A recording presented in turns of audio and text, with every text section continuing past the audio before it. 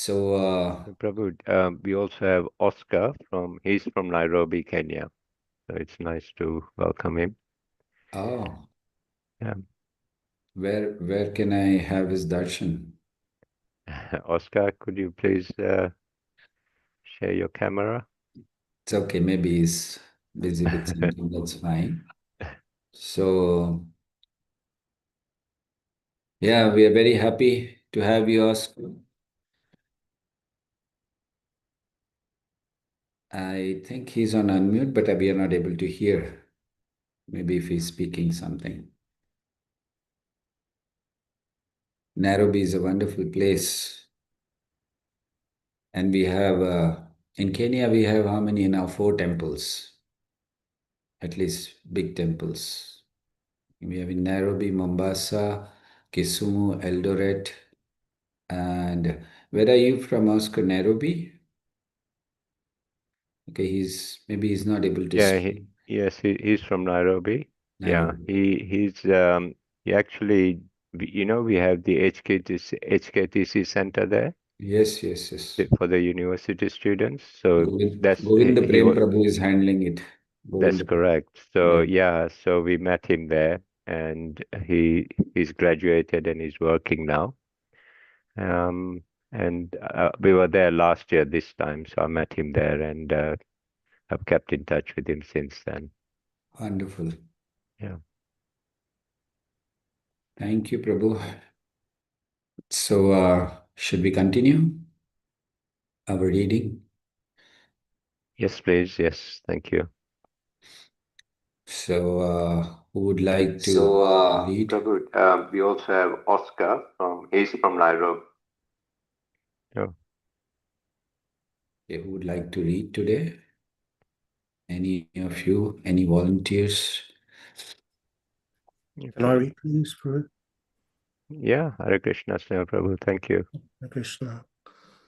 Um, this Krishna Katha will be very much appealing to the most materialistic persons because Krishna's pastimes with the gopis, the cowherd girls, are exactly like the loving affairs between the young girls and boys within the material world. Actually, the sex feeling found in human society is not unnatural because this same sex feeling is there in the original personality of Godhead. The the pleasure potency is called Srimati Radharani. The attraction of loving affairs on the basis of sex feelings is the original feeling of the Supreme Personality of Godhead. And we, the conditioned souls, being part and parcel of the Supreme, have such feelings also, but they are experienced within a perverted, minute condition.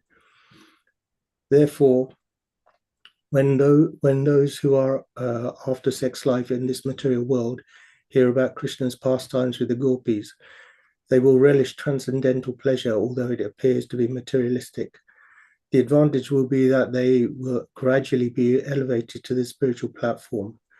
In the Bhagavatam, it is stated that if one hears the pastimes of Lord Krishna with the gopis from authorities with submission, then he will be promoted to the platform of transcendental loving service of the Lord, and the material disease of lust within his heart will be completely vanquished. In other words, such hearing will counteract material sex life.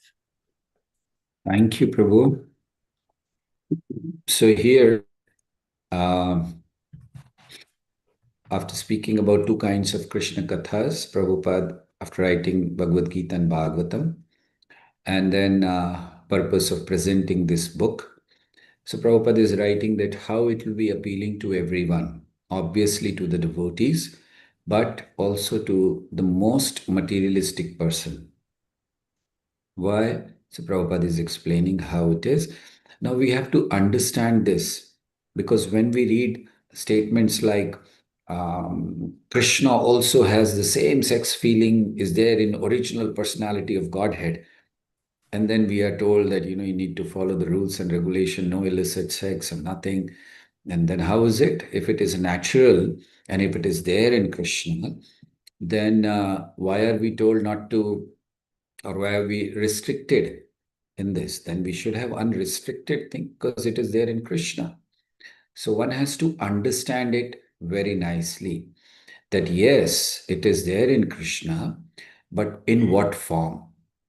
So when we talk of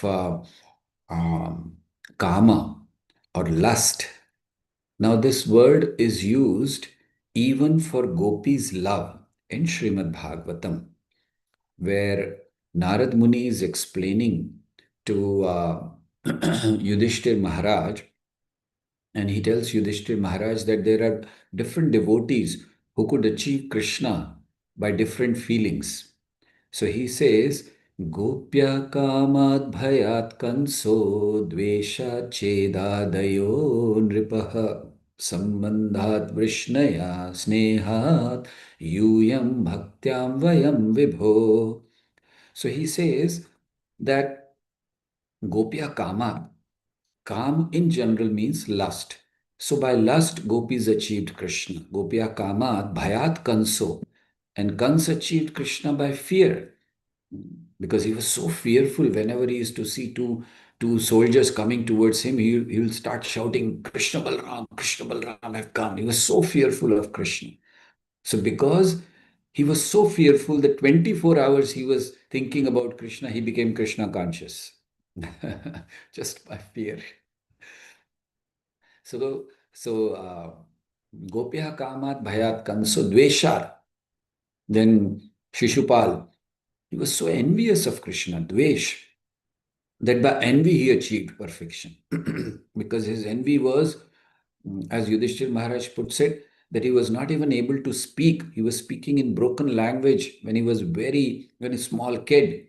Even from that time, he was criticizing Krishna. But because of that intense envy, Dveshad, he achieved Krishna. And then he goes on to further says that how the Yadavas by relation and Pandavas by affection, and how devotees like Narada by devotion, they achieve Krishna.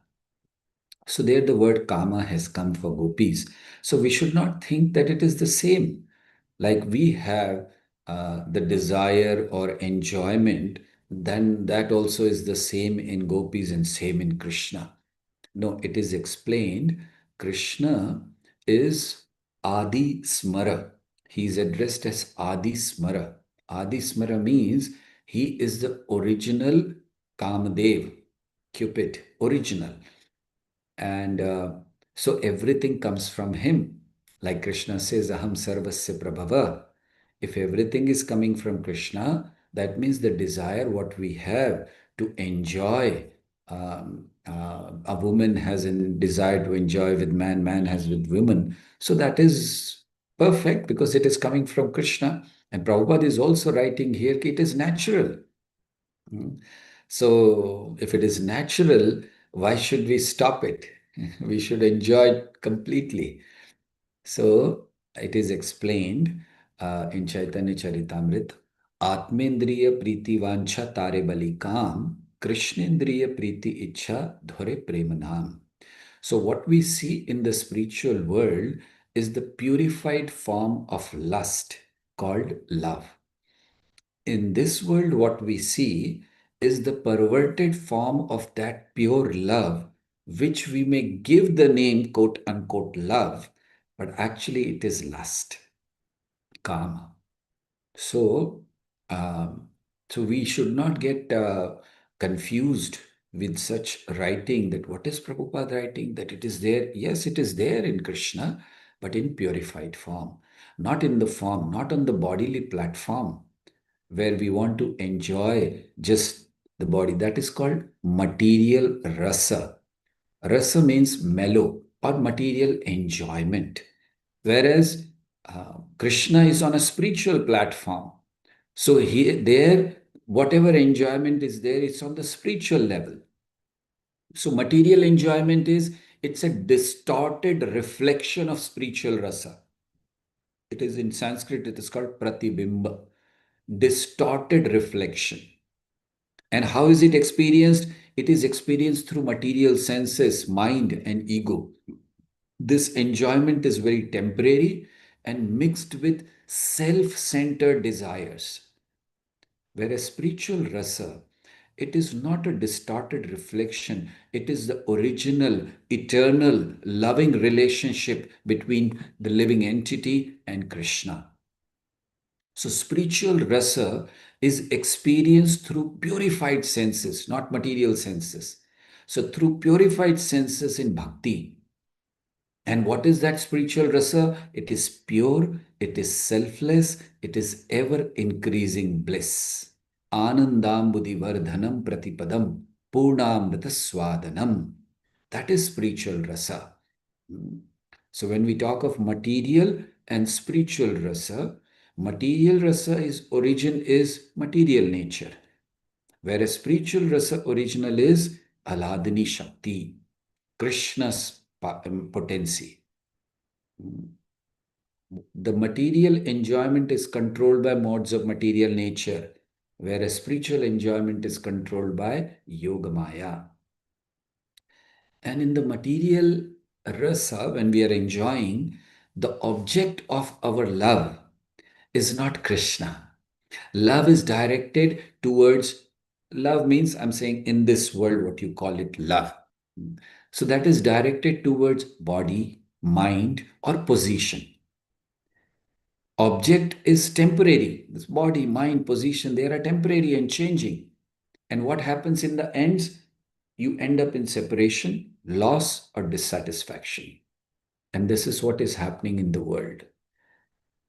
As I had mentioned it to you, I remember a few classes before that there was a survey done and to ask that what is the greatest fear people have. And in most of the advanced, so-called advanced Western countries, the answer was, my spouse may leave me. That is the greatest fear people have. Why? Because our love is directed towards body, towards temporary thing. So it ends in separation, loss, or dissatisfaction. Whereas spiritual rasa or spiritual enjoyment is directed towards Krishna, who is eternal. He's not going to change. He's not going to die.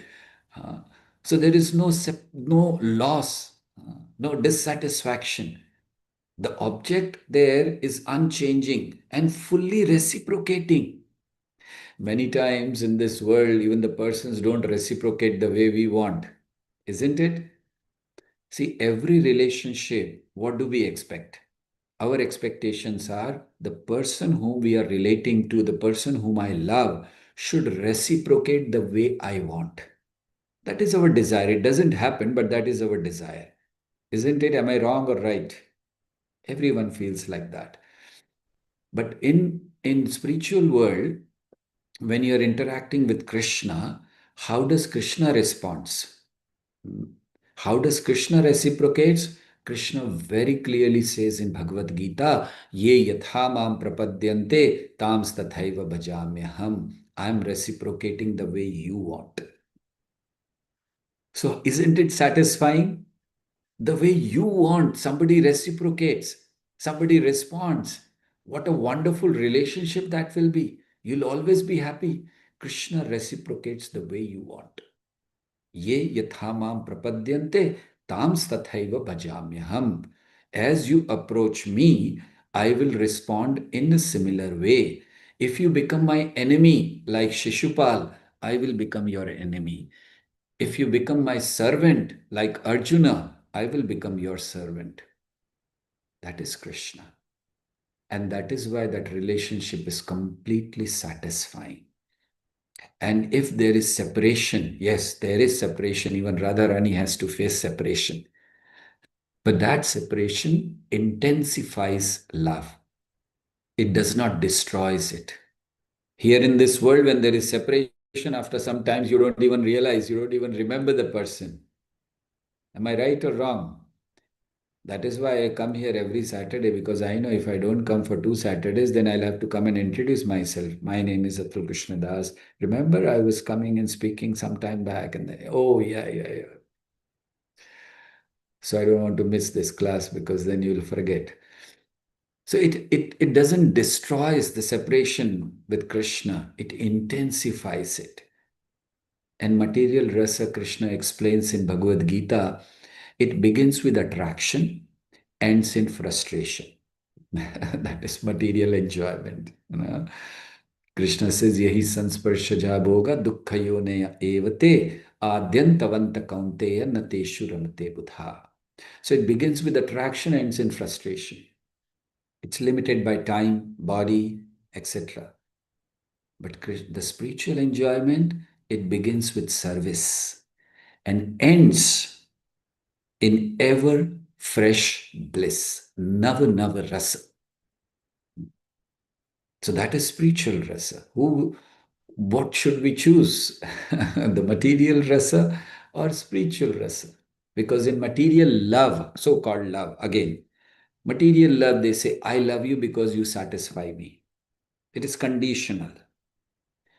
But in spiritual love, we don't seek our satisfaction. Let Krishna be satisfied. Let Krishna be happy, even if I suffer. That is spiritual love. So real love is where you want to give, not you expect, you just want to accumulate or you just want to take. That is not real love. Real love is where you just give. Real love is which doesn't end. Real love is where you have no expectations. Unconditional, fearless love. And that is the love the gopis had for Krishna. So that's why we should be very careful when we read statements like this, that is Prabhupada saying that Krishna is also kind of a lusty person going around here and there? No. He married 16,108 wives. You know all this, right? And well, I will not ask you the names of at least 8 principal wives. Any of you would like to try? Names of Krishna's 8 principal wives. Rukmini. Rukmini, thank you, Prabhu. Yes, wonderful. One. And I want all others also to say one name. So we get 8 names. We have how many? 13 devotees here. So at least 13 names. Okay, let's forget 8 names. So one was Rukmini. Any other name you remember? Krishna's wife in Dwarka? By the way, we are going to Dwarka tomorrow. Okay, any other name? Oh, you don't remember? Please. Krishna will hear this, he'll not be happy. Yes, Nikhil Prabhu. Satyabhama. Satyabhama, very nice, wonderful. Rukmini, Satyabhama. And Kalindi. Kalindi, very nice. Thank you. See, you all know it. You're just thinking whether it's right or not. Please say. 3. Hina. Jambavati. Jambavati, very nice. And I'll tell you something, a secret. After 2 days, I'll be in a place which is called Jambavati Gufa, where Krishna fought with his father, and then Jambavant handed over the daughter to him. Okay, you can marry my daughter. So we are going to that place, actual cave where they fought. Thank you. So we have Rukmini, Satyabhama, Kalindi, and Jambavati. 4. Only 4 remaining. Come on. Try it out. Don't Google. I know by this time ChatGPT, AI, Google, everything must have been on by now. Yamuna Devi, Rajesh, that's Kalindi, which has been just spoken. Yes, Kalindi is a form of Yamuna. Okay, quick, four more. Otherwise, Krishna will say, what is this? These people don't even know the names of my wives. Because if you speak these 4, then I'm going to ask you about another 16,100 names.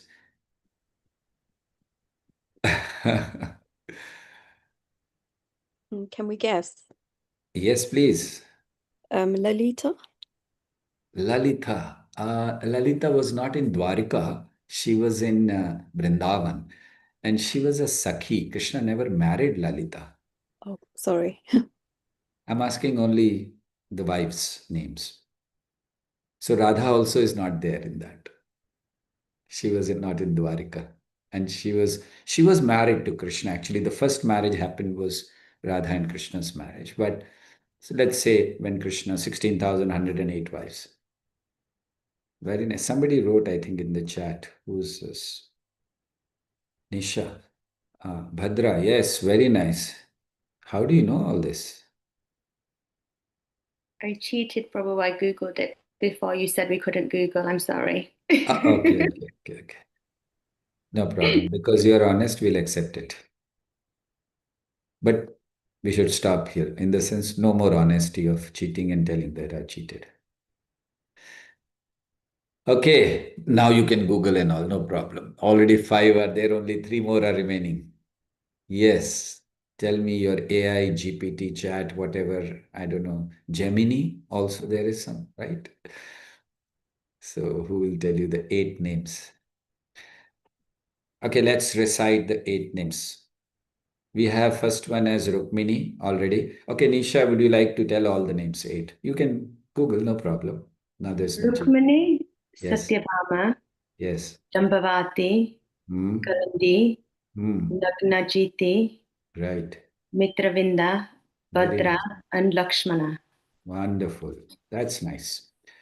So at least remember these 8 names. Otherwise, Krishna will say, "What is this?" They don't even know the names. So, so these were the 8s. Okay, can your Google tell me the names of 16,100 wives? Is it there? I'm sure it won't be. The principle, it is already whenever the names of 16,100 is said, it is said Rohini Adyaha, means amongst them Rohini, etc. So the Rohini was also one of Krishna's wives' name among 16,100 wives. So why did I mention this?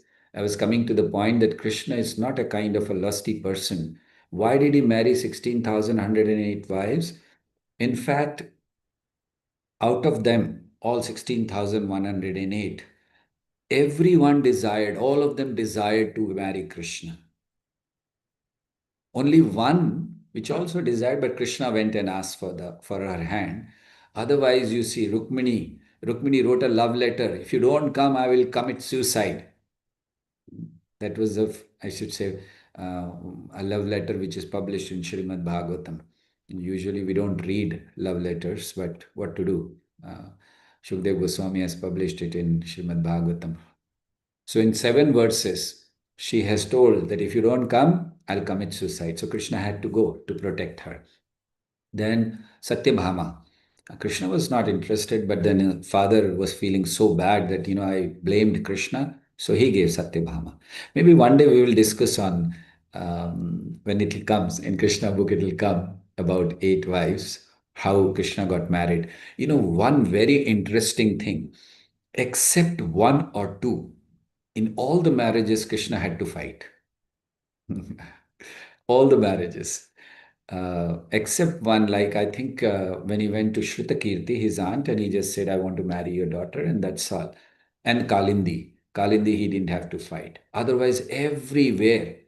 And that is why I was wondering when I was a kid in North India, I don't know how many of you have seen North Indian marriages. In North India, when the marriages take place, so he will sit on a horse when they'll come, all right, and he always carries a sword. Even today, they carry a sword, and I never understood. You're going to get married, where the chanting of the mantra Om Shanti Shanti Shanti, and then why are you carrying the sword? But after reading Krishna book, I understood. Yes, because Krishna also had to fight in all the marriages. So the tradition goes still. By chance, if we have to fight, let's carry the sword with us.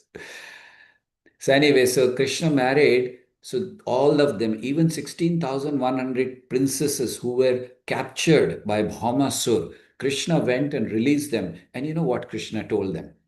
Krishna said, with each of you, I'm sending my army. They will go, they will safely, they will make sure that you reach your place.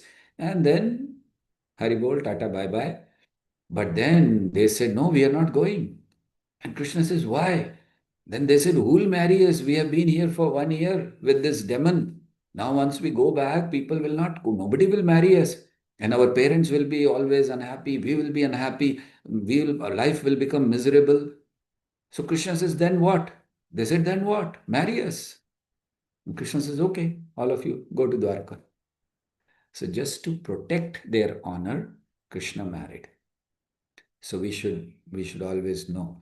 So these are the things which we are reading here as Prabhupada is writing. The sex feeling found in human society is not unnatural because same sex feeling is there in original, but in purified form. And that's why Prabhupada writes the pleasure potential is called Srimati Radharani. The attraction of loving affairs on the basis of sex feeling is original. So we should always know that what is karma, what is lust, and what is love. So love, as I gave you a lot of things, material rasa and spiritual rasa. So that's difference we should always remember. Yes, Seema, you want to ask something? Hi, Krishna Prabhuji. Sorry, actually, I'm at work, but I still need to ask a very important question on this topic. Please. Related to dharmas, what is the dharma of a wife? You talked about security and safety and honor. What is the dharma of a wife doesn't feel any of these things in a marriage? And when does it stop being a karmic payback? And what should she do? Okay, very nice. So yes, usually our ideal marriage should be where the protection, the safety, not just bodily safety or protection, but also spiritual protection is very important. So if those things are available, ideal, even if bodily there are some inconveniences, but if spiritual protection is available, that means you are able to follow the spiritual path, then also it is accepted because a devotee I mentioned, he is ready to take all the troubles just to please Krishna. So if that is available, very nice. If that is not available, sometimes opposite situations, they become a trigger for us to go fast on the spiritual path. So like, in this world, there are miseries. So why there are miseries? There are miseries to push us towards Krishna. If there were no miseries here in this world, we would never go to Krishna, right? We will just enjoy. So if those miseries, if those conditions are helping you or are making you stronger on a spiritual path, then accept it. Ultimately, we need to become strong on the spiritual path. Materially, we may have things we may not have. But unless the situation is too bad where you're not even able to do spiritual path, you're not able to do material path, you're not able to do anything, then in that condition, case by case, things can be worked out how it can be. But in most of the conditions, I have seen that opposing factors always push you because you become completely detached. Otherwise, detachment won't come. If everything is nice, you'll be so attached, you won't go to Krishna. So I think, except as Prabhupada mentions it, that make the best use of the bad bargain. So Prabhupada use it for our body. Like body is a bad bargain. Now you cross certain age and then you're only worried about body, which medicine to eat, what to do with this. So it's a bad bargain, but make the best use of it. So utilize that principle. So you may have certain bad situation, bad bargain, but then how best you can utilize it to achieve Krishna. Does that answer your question? 100%, Prabhuji. It's just so good to hear what you just said. Confirms everything that I've been working with. And yes, it seems like a mercy from you as well. Thank you. Thank you very much. Thank you. Okay, so so this is the difference we were talking about. And now, how do we understand, like Prabhupada is for the writing, that, therefore, when those who are after sex life in material world hear about Krishna's pastimes, will relish, and also slowly they will be promoted to transcendental loving service. So, as devotees, how will that happen? Just by hearing Krishna's pastime, will they progress? No, they have to hear from a proper source, because Prabhupada writes such hearing will counteract material sex life. But then which hearing? Our Lord Krishna with the gopis from authorities. So Prabhupada is writing it very clearly. If one hears the pastimes of Lord Krishna with the gopis from authorities with submission, then he will be promoted. So Prabhupada is giving the qualification for us to go from material rasa or material mellows or from lust to love. That is what the whole path of bhakti is. Lust to love. That's all. We are all engaged in lust. Lust could be, I'm not saying lust means only about relationship between man and woman. Lust can be even for money. Lust can be for power. Lust means any desire which becomes so intense that it completely covers your intelligence is called lust. So we all are in some or other, we are in there. So how do we come out of it? How do we just be very peaceful with Krishna? Then Prabhupada gives here the qualification. What? Number one, hear the pastimes of Lord Krishna with the gopis from authorities. When you hear from the authorities the pastime with the gopis, you realize that there is no tinge of lust in that, in that pastimes, which Krishna is with the gopis. Because Krishna was, say, Rasa Leela, when we talk of, Krishna was just about 8-year-old. So when you see an 8-year-old boy playing with a 6, 7-year-old girl, you don't say, oh, this is lusty affair. Krishna was just 8-year-old. And of course, beyond that, as I mentioned, this was on a very pure platform, just to please Krishna. So we should hear from authorities. Unless we hear from authorities, we will never be able to understand that how Krishna's pastimes are purifying. We will only, even after hearing Krishna's pastime with gopis, the lust in our heart may develop to a further extent. It may increase in our heart if we are not hearing from authorities. So it's a very important thing Prabhupada is writing. So you want to turn from lust to love. That is the path of bhakti. How do you turn? Number one, hear from authority. Because you see in Vrindavan and all, there are so many people who speak on these, especially kathakars. They will go on very, 1 or 2 days they will speak on other thing, and then third day onward they'll just start speaking on Radha and Krishna and gopis and Krishna, because everyone likes to hear. But it should be heard from authorities. Very important thing Prabhupada is writing. Second thing Prabhupada is saying, it should be heard from authorities with submission. Not that even from authorities, if you are hearing and you're not submissive, our hearing should be submissive. What is the meaning of submissive hearing? Submissive hearing means we should, when we are hearing, we should hear in this manner that, okay, I am here to learn something.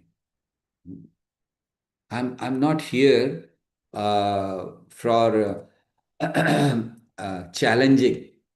Sometimes we hear, for what we hear? We hear for challenging the people. Okay, let me see what this person knows. So then I will show it to him. No, it should be submissive. 3 things very important for our devotion is submissive hearing, attentive chanting, and service in gratitude. So these 3 things should be there. When we serve, we should serve in a very humble way. When we hear, we should hear very submissively. And when we are chanting, we should chant attentively. Very important. Prabhu, you would like to say something? Sorry, I saw your hand now. No, I'm just going to say what you mentioned about Krishna being about 8 years old when he had the rasa dance and all that. I think it's a very important point when we are preaching or when we're talking to non-devotees, because this actually happened to me. There was I was at a party and this person came up to me and goes, "Oh, you are in Krishna and all that. You talk about Krishna all the time and this." So I said, "Yeah." So he goes, "Oh, but you know, Krishna is a Casanova. He's got all these wives and everything." And I just kept quiet because I was quite new into Krishna consciousness at that time. And I didn't say anything because I knew that if whatever I say, he will just turn it around. And then, next day I was thinking, well, what answer should I be giving to this person if somebody says this again? And then I thought about it and, I came to the conclusion that, yes, Krishna is only 8 years old. And how can he have these lusty desires? So then somebody else asked me that question again, a couple of years later. And I said, well, you have children? He goes, yeah. I said, so your children have sleepovers and, they play with other opposite sex. So I said, you think they're having a sexual relationship? Mm. Then he understood. So it's a good one for us to learn as for preaching. Yes, thank you, Prabhu. Thank you for it. Yeah, there are various other reasons we can give for them to understand. That is why this thing should not be heard from those who are not in the authority. When we hear from the authority, these things become very clear. See, for us to understand, it's so easier. He was just 8 year old. This was told to me actually when I also had these feelings, that whatever it is, actually Krishna, performed Rasa Leela, why he did it. Even after coming to Krishna consciousness, I had this in my mind. Okay, he could have, he's God, he could have, set some other example or this and that. So when I was speaking to one senior, he just mentioned it to me just like that. He's just 8 year old. What are you talking? And I also said, yeah, I never thought about it. He's just 8 year old. What are we talking? Children play. We don't even look at them. Okay, what are they doing, etc. So hearing from authorities is really important. Prabhupada's, when we hear the words, it becomes so. Prabhupada was so strong. I remember somebody asked him that please speak on Rasa Leela or Rasa Tattva or something. Prabhupada said, I'm not qualified to speak. In fact, he was telling them that you are not qualified to hear. What should I speak on Rasa Leela? And Prabhupada hardly, you see, Prabhupada never spoke on that because he knew that people will not understand it. But yes, it is not that he has not explained how to understand. He has explained how to understand Rasa Leela. So we should hear from authorities because truth cannot be known by speculation. Parampara is the only authorized channel. Evam parampara praptam imam rajarishyo vidu. Krishna himself says, hear from them. Mm. So when you hear from authoritative people or non-authorities, it's very dangerous. Avaishnav mukhodgirna. It is said that it is like milk touched by the lips of serpent. Mm. But when we hear from authorities, the heart get purified. Mm. Even we see great personalities, they accept, like Arjuna accepted Krishna, Parikshit Maharaj chose to hear Bhagavatam, Chaitanya Mahaprabhu also was hearing. Of course, in a way, he was teaching, but he was hearing. So we should hear, and but be very careful. Am I hearing? What should we hear? Am I hearing Bhagavad Gita and Bhagavatam regularly? We should ask this question to us, or maybe you can ask it daily. But is my source connected to proper parampara or no? Because you see, nowadays it's internet. You just go on the internet and as many you want, you'll get it there to hear, right? What to talk of ISKCON, forget it. So many others. And in a very nice way, melodious way, you can hear Bhagavatam. Nowadays, people advertise also Bhagavad Katha with music. We have never heard Shukadev Goswami was sitting and speaking Bhagavatam and he had entire orchestra with him. that after 5 minutes he was saying, Radha dhoond rahi, kisi ne mera sham dekha. Nothing like that. And he was just speaking pure Krishna Katha. So am I connected to Parampara? Am I hearing from my source? Where is my source from? Uh, Not just Chat GPT. It should be Prabhupada. Does my hearing increase humility and service attitude? This is the test we can have, that whether you are hearing from the right source or no. Is it increasing my humility, or my ego is being increased? Oh, I know so many things. Am I hearing more than I'm speaking? When I say this, usually I really feel bad, because usually it is me who's doing all the speaking and all others are hearing, and I don't do that. But I mean, I also hear, it's not like that. So am I hearing more than I'm speaking? And does my hearing reduces the material taste which I have? That is the test we should have for all hearing. Yes, Prabhu. Yeah, Tina Mataji, you have a bit of a question to ask. So please unmute. Hare Krishna Prabhu. Sorry, can I just get some clarification? Yes, please. You know, when I read the Srimad Bhagavatam in the 10th canto, the Rasa dance is narrated in a very like intimate kind of way.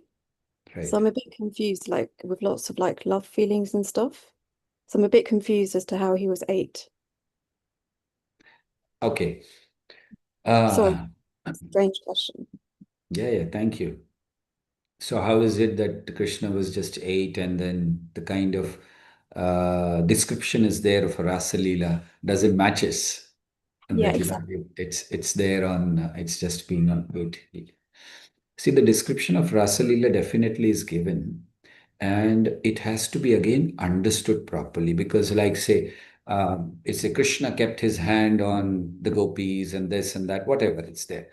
So, where it was being explained that every senses of the gopis, or every part of the gopis, was meant for Krishna. Gopi's existence was meant for Krishna. So, by explaining, because you see, otherwise, what is the need for a person like Shukdev Goswami, who's a complete detached person, to go in such details of Rasa Leela? He could have just said, okay, they dance together, finished. So the inner meaning is that when we are being told like that the meaning is that every sense, everything, the entire existence of the gopis was for Krishna. Like they said, if the gopis were not allowed to come, some of the gopis were not allowed to come, and they gave up their life. That was the intensity which they have. So, but at the same time, the 8-year-old, yes, because Krishna's age, not just Krishna's, it is said mostly for Krishna or great personalities also, but specifically for Krishna, the age is calculated 2.5 times what the actual age they have. So, like if Krishna is at 8-year-old, then it is considered to be 2.5 times, or maybe 1.5 times. What is it? Something, yeah, 1.5 times more.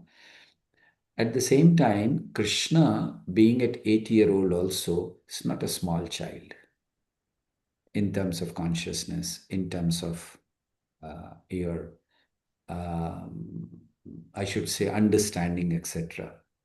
So the dance which was going on was basically, although Krishna being 8, but it was basically between the Jiva, the gopis who were acting as the devotees, and with Krishna, who are ready to present everything what they have for Krishna. That is Rasa Leela. So where the exchange of rasa, mellows, exchange of devotional mellows was there. And being explained with that, why is it considered the highest? Because it is considered the highest where gopis did not keep anything for themselves. We are just looking on a material platform. Okay, he was, whatever explanation is there. But if we see it on a spiritual point of bhakti, gopis did not keep anything with themselves. They gave everything to Krishna. So the surrender, the mood of surrender is Rasa Leela. And that is why Uddhav later glorifies gopis, that these are the gopis who gave up everything which in general cannot be given up. They gave up everything just for Krishna. So when we are giving up anything for a material person or for material thing, that comes under lust. But the same thing we are giving up for Krishna, whatever we have. You have your money, you have your power, you have your position, you have your body. If you're giving it for Krishna, that is the message of Rasa Leela. Does that make sense? Yes, it does, Prabhu. Thank you. One more question. So were the gopis 7 years old when they got married? Even if you read, if you hear Prabhupada, so we are talking of 5,000 years ago, gopis, and Prabhupada in a lecture, he says that my sister was 9 years old. And my mother told my father, this is Prabhupada speaking, my mother told my father, if you don't get her married this year, I'll commit suicide. So in Bengal, even today, the girls get married at such early age. So Prabhupada's all sisters, only one sister who got married at 10 years. Otherwise, everyone got married 7, 8, 9, like that. So this was a system earlier. So yes, they were married at that time. Definitely. Okay. Thank you, Prabhu. He's saying his mother got married at 11. So we can imagine what was 5,000 years ago. Okay. But this is definitely for us, it is really confusing to understand. How can a 7-year-old girl have children? Getting married and it's little bit confusing. But yes, that was the case at that time. Yes, Nisha. Hare Krishna Prabhu, you spoke about the separation or the difference between lust and bhakti. And then when you initially started speaking, you talked about a past time where somebody was full of envy, but they were saying Krishna's name and they reached perfection. Right. So something I Shishir. always thank you. Something I Shishir. always get confused about is how do you understand that when we speak about consciousness? Because envy is also a form of lust, right? So you can see in different pastimes, there's the story of like Dhruva Maharaj where you can see as he started with that lustful behavior, but through time, there's a change of consciousness that's spoken about. But then there are other pastimes where I can't remember which one it is, but the personality names his son Narayana, and he's calling for his son, but because he's called Narayana, he also reaches perfection. Like, how does one make sense of that? Thank you. That's Ajamil. What you're Yes, talking thank about. you. Ajamil. So, yes, Dhruva Maharaj and others, it is said that about the consciousness which we are talking of, that how is it? And if he has envy in the heart, how can he achieve Krishna? That's not a proper consciousness to achieve. And Ajamil's case, etc. He was calling his son. Now, he wasn't calling Krishna, and still he was liberated, etc. Right? This is the question, if I have understood correctly. Yes. So you see, Krishna is completely pure. You come to Krishna with any desire, whether envy, whether greed, whether lust, any desire, he purifies it. Krishna says, it's mentioned in Chaitanya Charitamrita, that people who come to me asking for material benefit, they are actually asking for poison. They are fools. I'm not fool. I don't give them, I purify them. So the same thing, like when you go to others, like you may know, we have demigods, you may go to Shiva, we have all other demigods. What they do, if you perform certain rituals, they will give you the result. That's it. They won't see whether it is good or not for you. Like, we see so many demons getting so many powers, etc. Whereas Krishna, he doesn't just give you the things, but he purifies your consciousness and then gives you. Like in the case of Dhruv Maharaj. Dhruv Maharaj wanted a bigger kingdom than his grandfather. He gave, but before that, he purified his consciousness, where Dhruv Maharaj says, I don't want anything for me. So when you come in touch of Krishna, whether you are envious or whoever, that envious nature, that consciousness get purified. In the case of Ajamil, he wasn't calling out to Krishna. He was calling out to his son Narayan. But then the name is so powerful. It is said that there is no difference between the name and the person. Here in this world, we have a difference. Like your name is Nisha, but your name is your person, you are a person. So there is a difference between the name and the person. Prabhupada used to give a very nice example of this. He said, if you say Krishna, Krishna, Krishna, Krishna will come because there's no difference. But if you say Coca-Cola, Coca-Cola, Coca-Cola, Coca-Cola won't come because there is a difference, the product and the name. So, because there is no difference between Krishna and his name, when Ajamil chanted Narayan, so then the Narayan, the Dutas came. But when you talk of consciousness, please understand he wasn't liberated only exactly at that time. He went to Haridwar, performed bhakti for 20 years, and after 20 years, the same Vishnu Dutas came and took him back. So, what he got was the opportunity to purify his consciousness. So, that's the difference. Thank you, Prabhu. Thank you. Yes, Nehal Prabhu. Hare Krishna Prabhu. I just want to follow up on what you're saying about the importance of hearing from Parampara. A couple of years ago, I was listening to a lecture by Radheshyam Das in ISKCON Pune, and he was talking about Bhagavad Gita 4.10, and this first line, Vitarag Bhaya Krodh, and he was saying that this Bhaya, this fear, and the Krodh, the anger, comes from people who, it comes to people because they're not hearing from the right authorities. So he said the fear, this Bhaya, comes from people thinking that I have this body already here in the material world and it causes me so many problems. Why would I want to waste my time with spiritual life, going up to spiritual world and having another body, because they see, pictures of Krishna and the Gopas and whatever. And he says, so they don't really understand. And he said the Krodh is even worse because the problem is that people hear from all these preachers who are not in the parampara, and they hear different things from different preachers, and then they get confused, and then they get angry because they're saying, well, he's telling me this and he's telling me this, and they get very angry, and this is why they don't continue with this spiritual life. So he was saying that it's very important that when you hear about Krishna, then you hear from the right people and from the authorities, otherwise you just won't progress. Thank you, Prabhu. Yes, wonderful. That's what we should hear. Otherwise, if we keep hearing from here and there, yes, it's true. Only fear increases, confusion increases, and finally we give up the path. Forget it. I don't want anything. Somebody says this, somebody says this. So, yeah. So, this is also important. What you made the point very nice, that we should hear, and we should hear in one parampara. There are so many others also, and we respect everyone. That is why it is called chastity to parampara.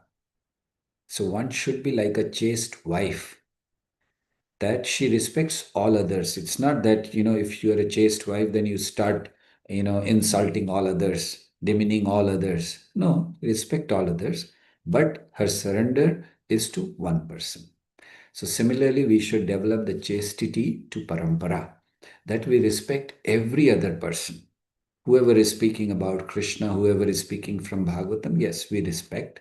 But our commitment, our surrender is to our parampara. We will hear from that so that there is no confusion. Otherwise, we'll get confused. Thank you, Snail Prabhu, for bringing up this point. Very nice. Thank you. Okay, should we go ahead? We have only 4 minutes remaining. So hearing is important, Prabhupada is saying, so we should understand devotional life begins with hearing, survives by hearing, and is perfected by hearing, but from authorities, not just hearing. Okay, we can read maybe one more paragraph and then stop for today. I don't know, time, maybe my watch is not correct or something. It runs very fast, right? It's only 8:30 there, right? Here I'm It's almost 9 o'clock. very bad. Your watch also is going very fast. This is what happens when we read Krishna Kathas. Yes. So can we Okay. read one more paragraph if it is okay with all of you? Just 3 minutes remaining. Yeah, Or sure. yeah, please. Who would like to read quickly the next Ina paragraph? Mataji? Ina? Hare Krishna, sorry. Krishna will be appealing to the liberated souls and to persons who are trying to be liberated, as well as to the gross conditioned materialist. According to the statement of Maharaj Parikshit, who heard about Krishna from Sukadev Goswami, Krishna Katha is equally applicable to every human being in whatever condition of life he is in. Everyone will appreciate it to the highest magnitude. But Maharaj Parikshit also warns that persons who are simply engaging in killing animals and in killing themselves may not be very much attracted to Krishna Gatha. In other words, ordinary persons who are following the regulative moral principles of scriptures, no matter in what condition they are found, will certainly be attracted, but not persons who are killing themselves. The exact word used in Srimad Bhagavatam is Pashugna, which means killing animals or killing oneself. Persons who are not self-realized and who are not interested in spiritual realization are killing themselves. They're committing suicide. Because this human form of life is especially meant for self-realization, by neglecting this important part of his activities, one simply wastes his time like the animals. So he's Basugna. The other meaning of the word refers to those who are actually killing animals.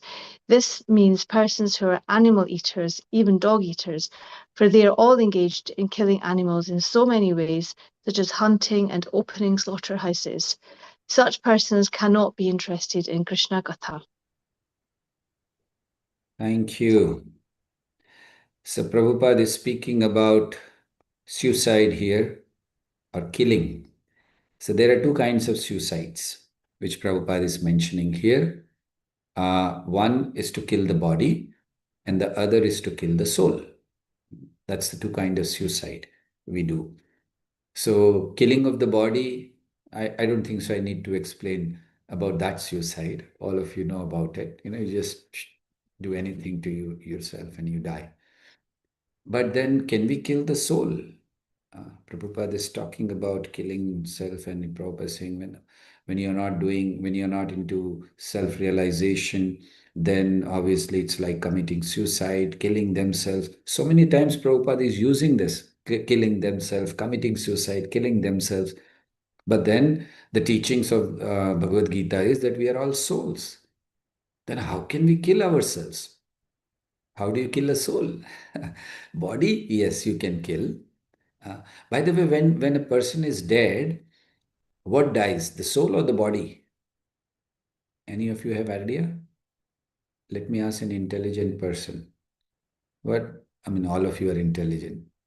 Maybe. Okay. Who is not The killed? body. Body, yes. Thank you. But as per the science also and as per the scripture, the body is already dead.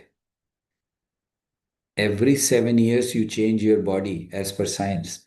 The tissues which you had 7 years ago, you don't have it right now. So you have a new body. And your body is actually dead. It is the presence of the soul that makes it appear alive. Am I right or wrong? Do you agree with me, all of you? That body appears to be alive. It's actually dead. Yes, we agree. So then body is already dead. Soul cannot be killed, or soul doesn't die. Then who dies? Dead body cannot die again. Something living can die. Body is already dead. Soul cannot be killed. Who dies? Yes. Arsha will be very happy to hear. It's a kind of a guess. Hare Krishna Prabhu. The consciousness, maybe the consciousness that we have. No, Very nice. See, consciousness is a symptom of soul. Wherever there is soul, there will be consciousness. That is a symptom.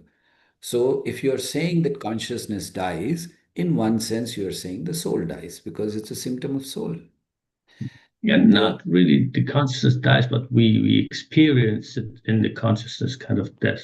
Otherwise, there's no death, no? So there's no death. The body is dead already, as you said. Yes. And the spiritual soul cannot die. So there's no death. Thank you. Okay, who would like to say one more? I'm seeing a Sharma family. Yes, Hare Krishna, Prabhuji. Hare I Krishna. think what dies actually is the recognition that you get in this life. So whatever appearance you have, a woman, male, female, name, that's what dies. For the family, that person is gone. But in reality, the body, like you say, is already dead, and the soul never dies. So whatever role that you come in, that role, that appearance dies. Thank you. Yes. The designations which what we have, they may change. So in reality, Prabhupada explains that what is death? He says, when the soul leaves one body, goes to another body under the direction of the material laws or material laws of material nature, that is called death and birth. So it's just like shifting of body, like Krishna also says. So who dies? Nobody dies. There's no death. But then definitely it's an end. End is there. So like how do you explain death? Absence of life. And how do you explain life? At least